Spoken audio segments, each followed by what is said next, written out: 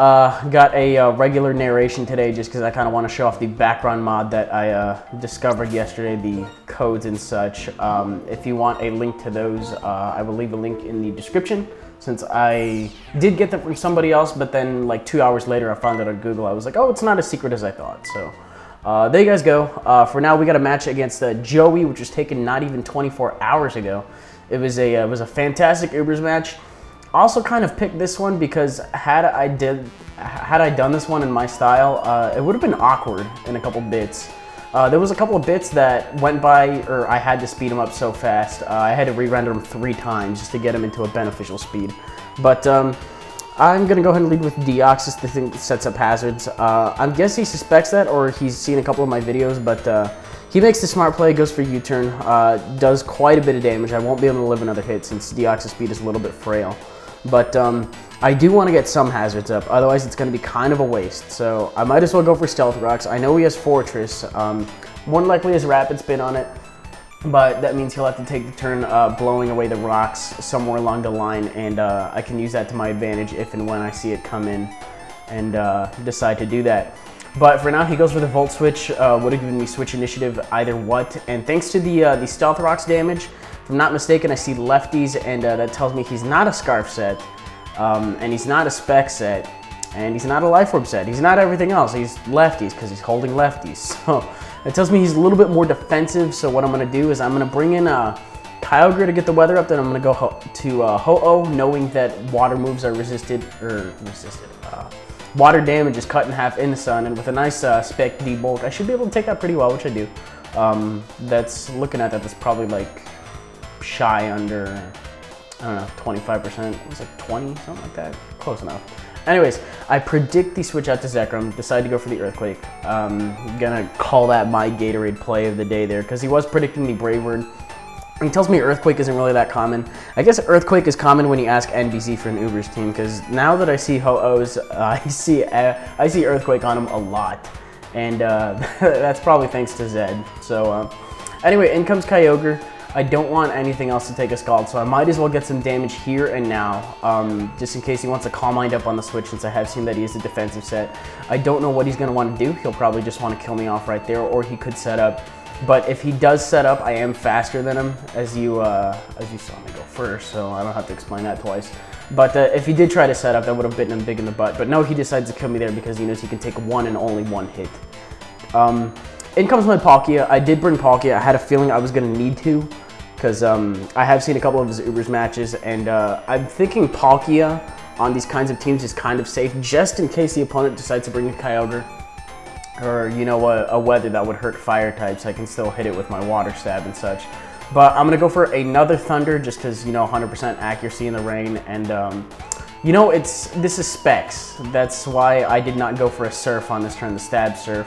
I got the Para already, but I'm locked in, and I don't know what this Rachi wants to do. So I want to try to kill it while it's out. I'm not Scarf, so it's not going to hurt me terribly if I'm paralyzed. And I see Fortress. I'm still really not that scared of it. I know he's probably going to want to blow away the Stealth Rocks eventually while he's out, so I might as well try to kill him off here, since I have the opportunity. I unfortunately don't paralyze him here. If I had paralyzed him, then he wouldn't have gotten the opportunity to spin. Would have helped a little bit down the line, but not really a lot. It just means that you know, I'm gonna be able to. I don't really know what that means, but this part's a pain in the ass. Fucking Ludicolo.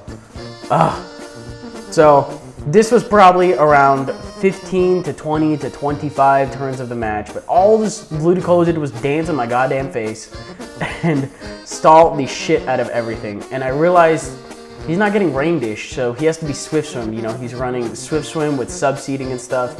So what I need to do is whittle him down to the point.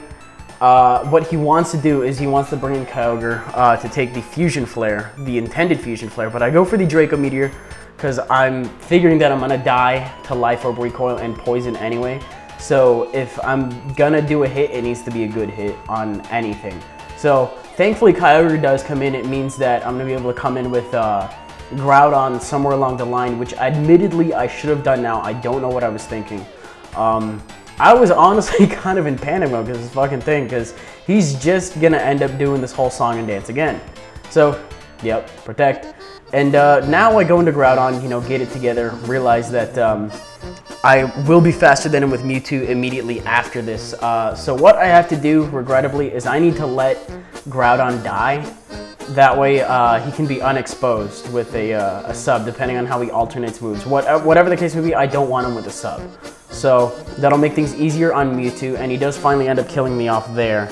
And now that we're back to normal, he goes for a Protect, just, you know, to try to be closer on full. And judging by Ubers, he's more than likely running a special defensive set. I fought one or two of these things before, but never have I had the amount of trouble with the Ludicolo before in Ubers as I have versus this exact one. But because Side Strike does hit on the physical side, completely fucking annihilated. Just down in one shot. I really wish I had the opportunity to do that sooner. But his last one turns out to be an Arceus. I did see that in the team preview. I didn't know what kind it was. I was kind of tempted to go for the Ice Beam on the off chance that this was Dragon, but no, he's running the Ghost Arceus, which I actually need to make somewhere along the line because it seems pretty cool to run. He's going to set up the Swords Dance. Now, I know he can kill me off with an Extreme Speed, which if I'm not mistaken, he does now.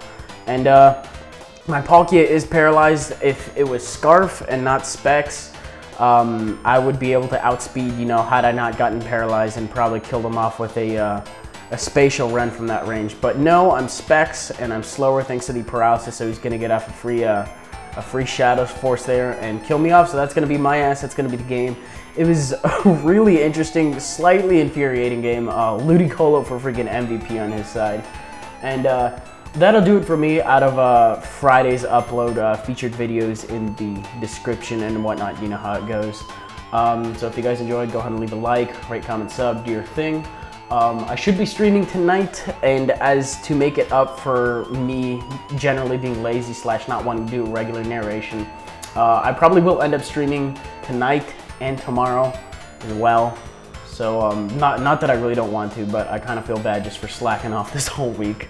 I don't know, I just haven't really been up to it. I mean, I kind of want to take a break, but at the same time, it's like I kind of want to keep uploading. I kind of just want to, you know, kick it back in a first gear for a little bit. I don't really see anything wrong with that. Anyways, that'll do it out of me, and I will catch you guys for sure this time. For sure, for 100% sure on Monday. Bye.